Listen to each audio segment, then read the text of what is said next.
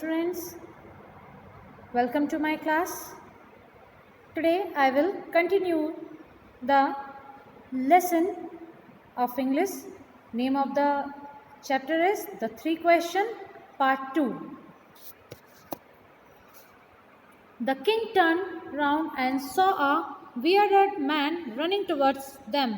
His hands were pressed against his stomach, for which blood was flowing.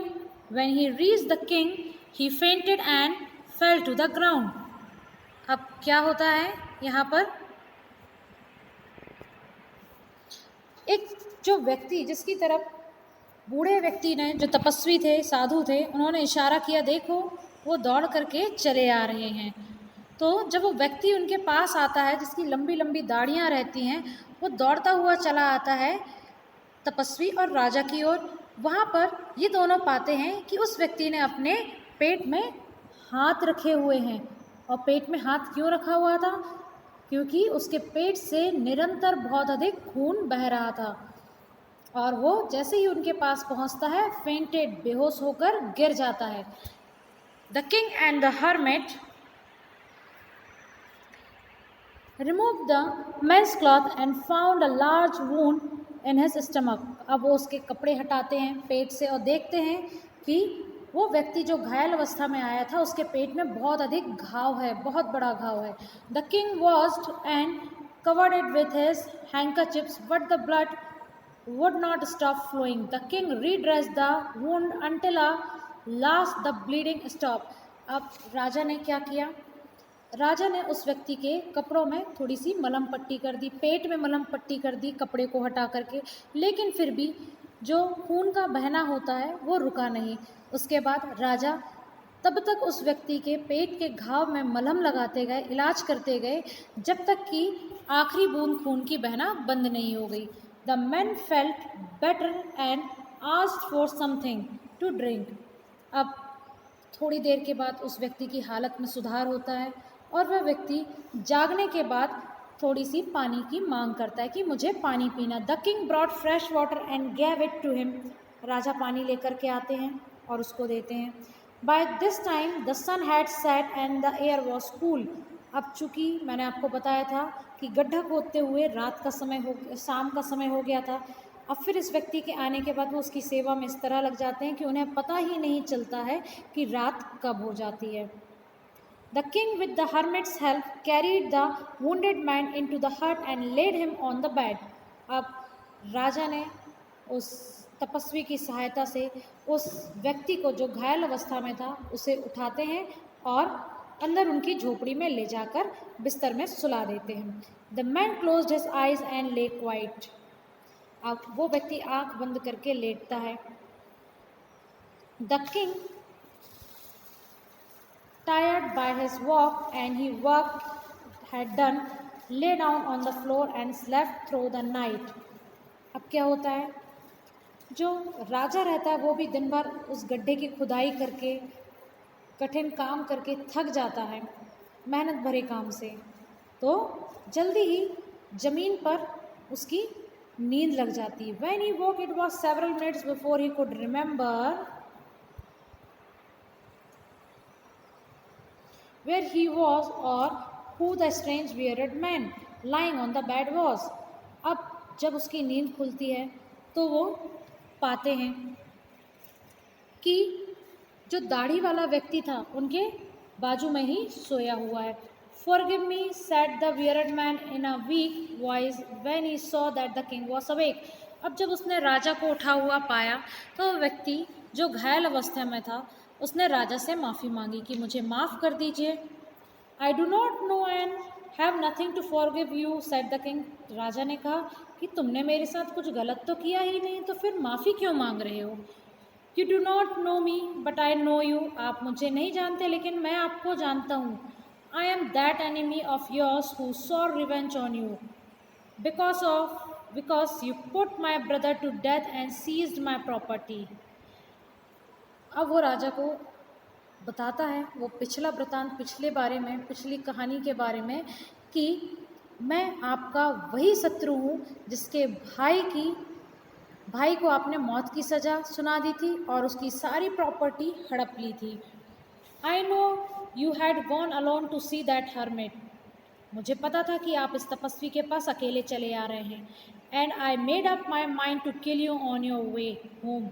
तो मैंने सोचा कि जब आप अपने घर की ओर लौटेंगे तब मैं आपको मार दूंगा। But the day past and you did not return. लेकिन पूरा दिन बीत गया, आप तो इस साधु महात्मा के पास से वापस ही नहीं आए। So I left my hiding place and came upon your bodyguards who recognize me and wounded मी।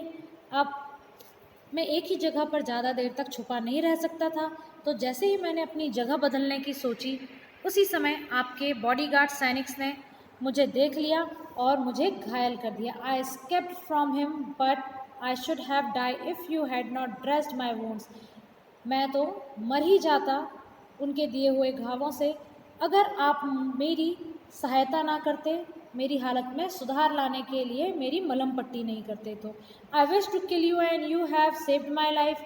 देखिए यहाँ पर कितनी अच्छी बात वो कह रहे हैं कि मैंने आपको मारने की इच्छा रखी, लेकिन आपने बिना कुछ जाने मुझे बचाने का भरसक प्रयास किया।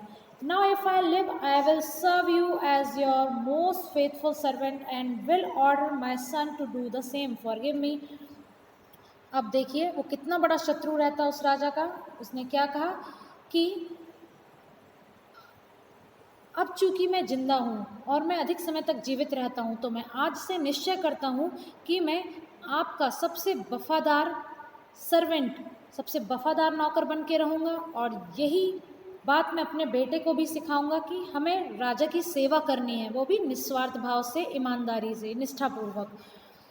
प्लीज़ आप मुझे माफ़ करिए। The king was very happy to have made peace with his enemy so easily and to have won him over as a friend. अब राजा बहुत ज़्यादा खुश होते हैं कि उन्होंने ऐसा कोई विशेष प्रयास नहीं किया, लेकिन फिर भी उनका सबसे बड़ा शत्रु उनका सबसे अच्छा दोस्त बन चुका था। He not only forgave him but said he would send his servant and his town to his own doctor to look after him and he promised to give back the man his property. उन्होंने क्या किया, राजा को बोला, राजा ने उस व्यक्ति को कहा कि अब आप घर जाइए और आप आराम कीजिए। और साथ में उन्होंने अपने राजवैद्य को, जो राजा की सेवा में लगे हुए डॉक्टर थे, उनको उस घायल व्यक्ति के पास उसकी सेवा करने के लिए भेज दिया कि आप जैसे ही ठीक हो जाएं आप मेरे पास आ जाइएगा।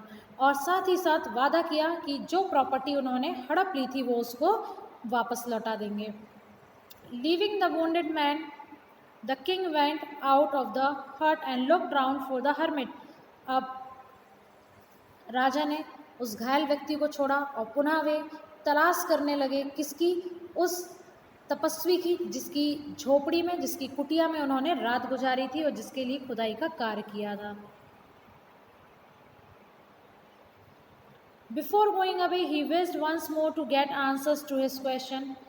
जाने के पहले उन्होंने फिर से इच्छा रखी कि तपस्वी जी, मैं आपसे अपने सवालों के जवाब चाहता हूँ।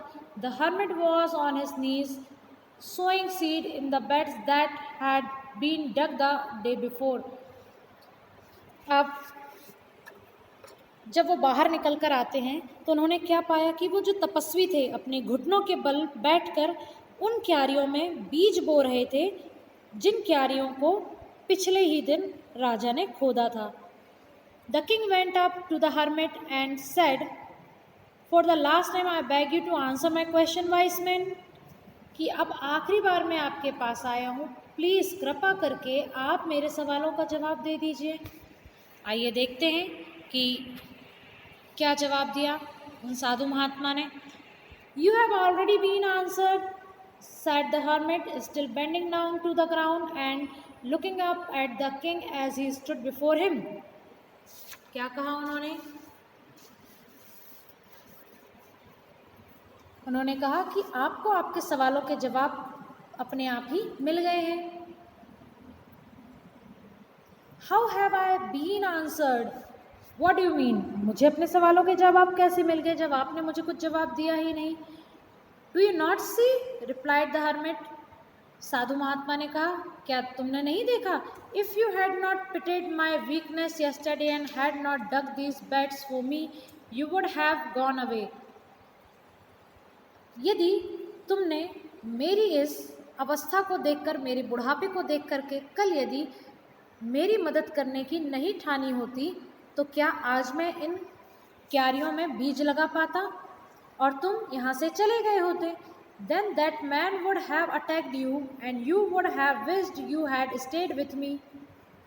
और फिर क्या हुआ कि यदि तुम यहाँ से बिना खुदाई किए हुए अपना यहाँ समय नहीं गवाते और तुरंत लौट जाते, तो ये व्यक्ति जो आज घायल अवस्था में पड़ा है, उसने तुम्हारे ऊपर आक्रमण कर दिया होता।